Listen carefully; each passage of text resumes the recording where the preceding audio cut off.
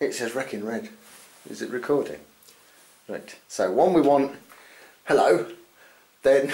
I'm a bit nervous in front of the camera. Then we'll have exactly what you're doing, and I this. Yeah.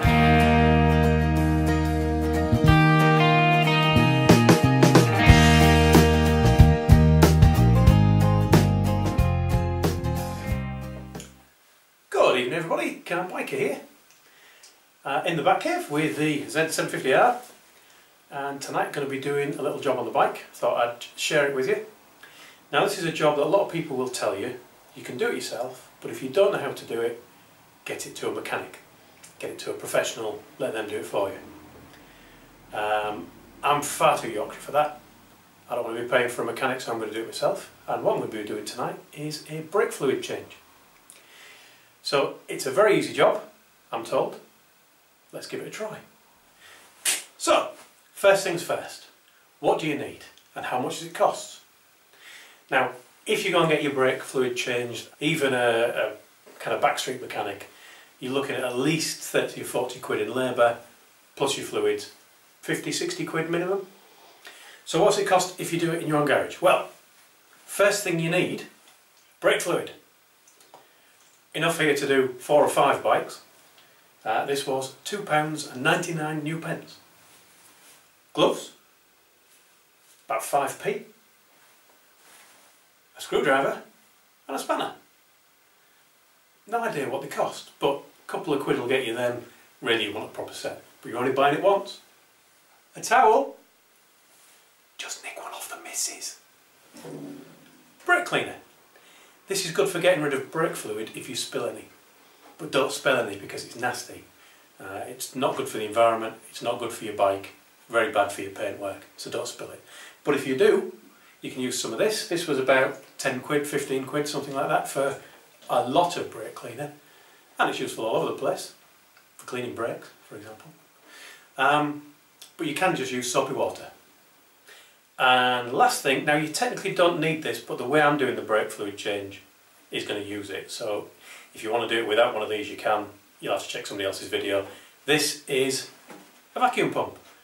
You can get them called a Mighty Vac for about 40 quid. I call this one the Shitey Vac because it's a cheap copy and it's about 12 quid. So all in all, tools wise, we're in the kind of £20 range. Consumables wise, we're in the £3 range. Okay, so time to start the job. Now, I've already gone around the bike and I've cracked every screw and every bolt, every nut that I'm going to be working with. Just cracked them open and shut them back up again just to make sure that nothing's seized up. You don't want to get halfway through this job with half of your brake fluid drained and find that something's seized up and you can't bleed your brakes and now your bike's off the road. So before we start, let's have a look at the brakes and why we're doing it. First part of the brakes here is our front brake master cylinder reservoir. So this, you'll see, is full of brake fluid. Sometimes it's hard to see. Some of these are black, some have a little window, some are just a pain in the backside. This is full of brake fluid, and your brake fluid's got to be at the right level. That'll always have an upper and a lower level so you know how much fluid should be in there. So, when you squeeze your brake, that forces some of this fluid down this pipe here. This pipe actually runs behind the headlight, and if we come down here, you can see it runs down, around the side of the bike, and down to the right hand caliper. And then there's another pipe, splits off, comes over the top, and around this side, you see the pipe comes over and down to the left hand caliper. Now, the important part is that that fluid that's getting pushed down is what you call hygroscopic. So it absorbs water, and this over a couple of years basically absorbs too much water and it becomes dangerous. Why is it dangerous? Well, you can't compress that fluid. You can't compress water either.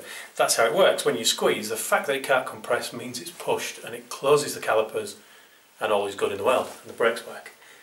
However, brakes get hot.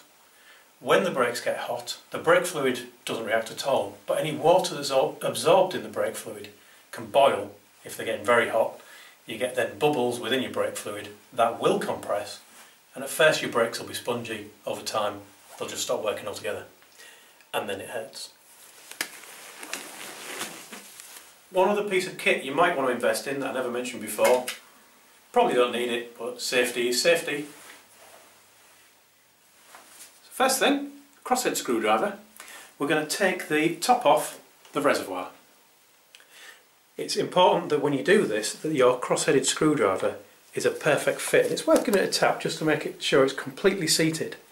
These screws are very soft. You don't want to be getting it slightly wrong, using too small a screwdriver and just carving a hole in the top of them so you'll never get them off again. Make sure it fits, and then we can start taking them off. We're taking these off because we want to take the top off the reservoir.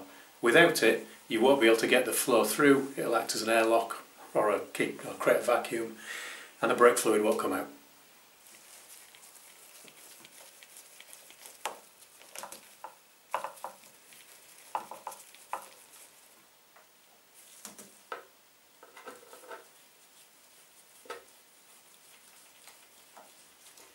So before I take that lid off, that could have brake fluid behind it. So I want to make sure that none of that gets on the bike. So I've got a towel, just an old towel, going to wrap it round, make sure if there's any drips, they're not going somewhere nasty.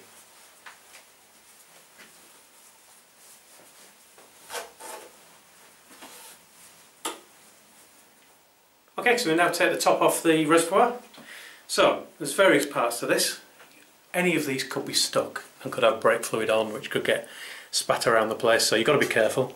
This one actually quite loose at the top, so I'll take the top off. Put it in my clean box, don't want any grit or anything in the brake parts. There's a cover here on this bike for the diaphragm.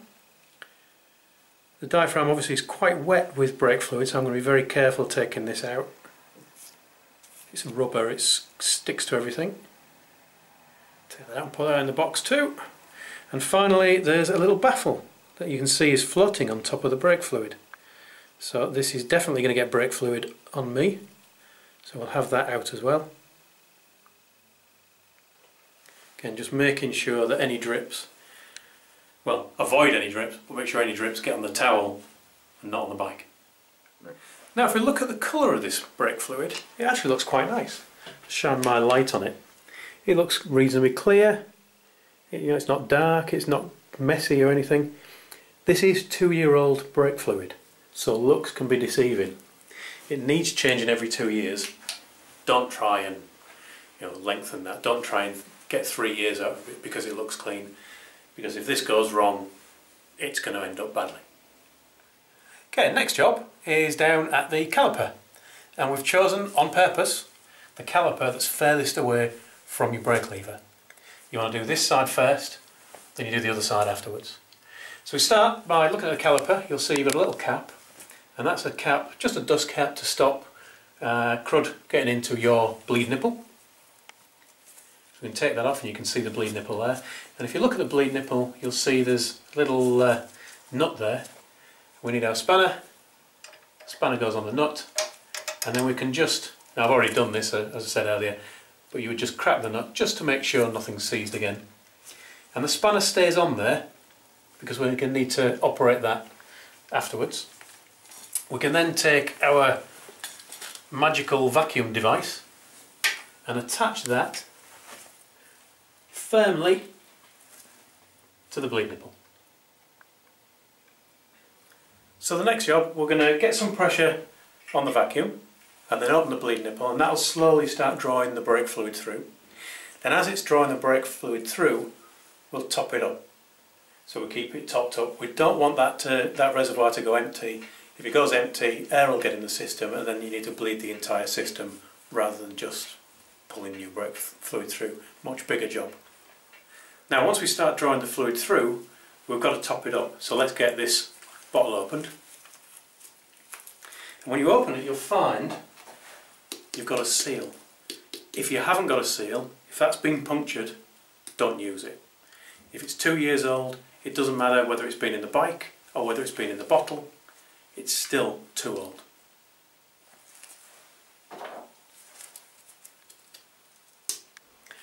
Now we can put some pressure on the system with the bleed screw closed.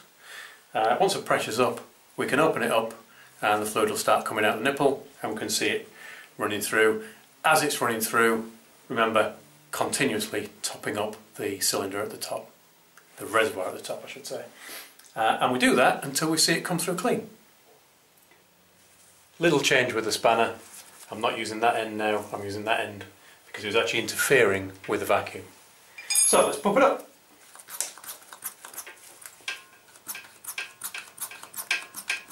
Now when you open the nipple, it'll start drawing the fluid out and it will all end up in this container here as we top it up the other end.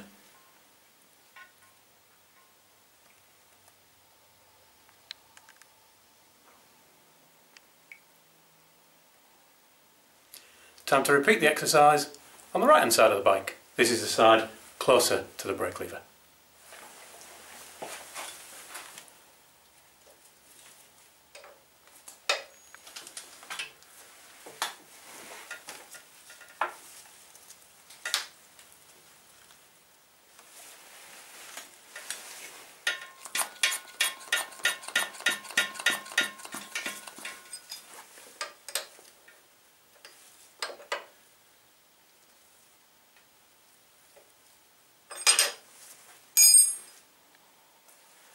Now, we've taken out quite a lot of the right hand side there, certainly more than you actually need to. All you need to do is take it out until it's running clear and clean and it's all the nice colour of new brake fluid and there's no bubbles. You'll get some tiny bubbles if you haven't got a perfect seal on the pipe, but no big bubbles that are indicative of some air in your system.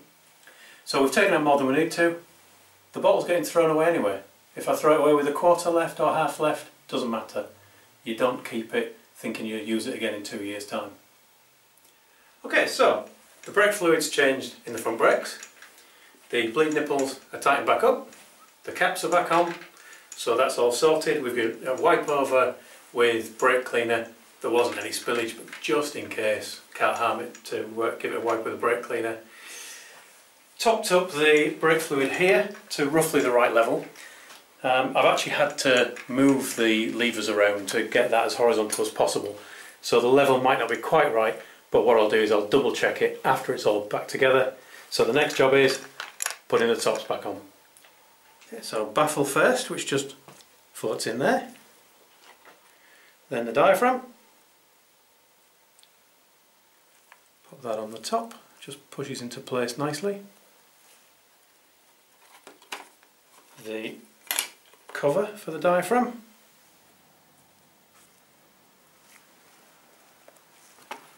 finally the lid,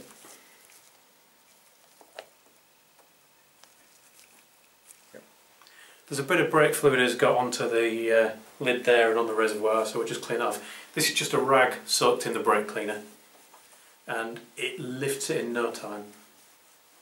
And a top tip, because you're bound to get brake fluid on yourself as well and your gloves, it cleans your gloves. Now we've got beautiful clean gloves again.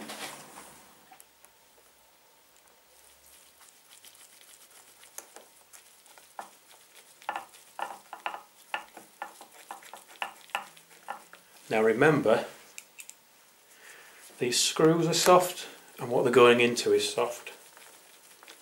You're not torquing this down, you're literally just getting some pressure behind it with your fingers.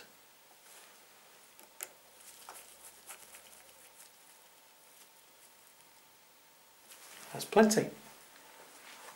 Now, last quick check before we finish on here. We've only replaced the fluid. We've not done anything with the calipers, we've not introduced any air to the system. So in theory, the brake lever should be just as firm as it was before we started. So let's give that a test. And it is. Feels like a normal brake lever. I would still make sure you pump it and don't just ride off at 100 miles an hour, sorry, 60 miles an hour and then hope your brakes are going to work. Make sure you're checking them first. Now I'm just going to finish off this job by getting my angle correct again on my brake lever, double checking the level against the full and the low, and then that's the brakes at the front finished and just the back needs doing. Onto the rear, essentially the same thing. The only difference here, we've got a slightly different style of reservoir. which has got a little plate on the top. You see that's just locking the cap in place so nobody can steal the cap and mess up your brakes. Similar principle though, and the caliper down here at the back where you would expect it to be. Bleed nipple with its cap at the top. Again, I've already cracked that bolt just to make sure everything's okay. So essentially we'll attach to there, we'll do exactly the same job as before, and that'll be both brakes bled.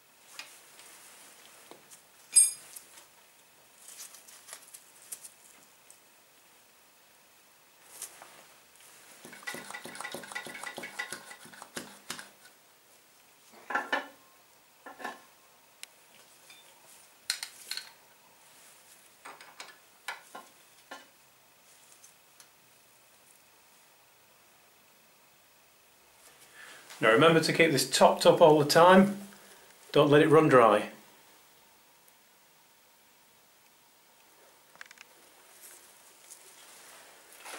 Now I just need to put the reservoir back together.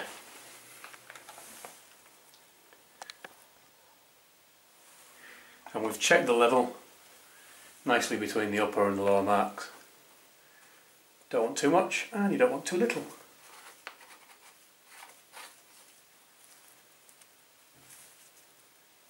Just hand tight, and finally I've got my rag soaked in brake cleaner.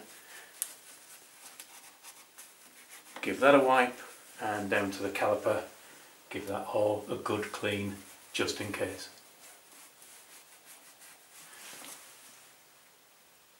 Cap back on, and final check of the brake pedal.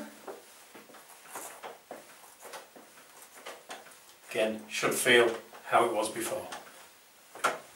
So the brakes are all bled. There's one more job to do.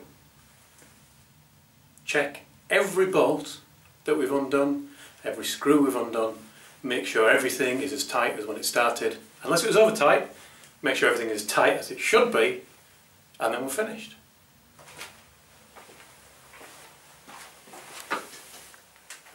Okay, so I've actually got half a bottle left. Even though I've taken all of that out, that's going to the tip, that's going to the tip. And that's the job done. Now, even with all the messing about I've been doing video in it, it's not taken very long. But if you're doing it, just getting on with the job. Once you're good at it, it's going to be 10 minutes. First time it might be 20. But it's a very easy job and well worth trying. Hope that's been helpful. Thank you for watching. Thanks for Tosh for being my cameraman for the day and showing me how to do the job, because I've never done it before either. Ride safe everyone, and I'll talk to you all again soon.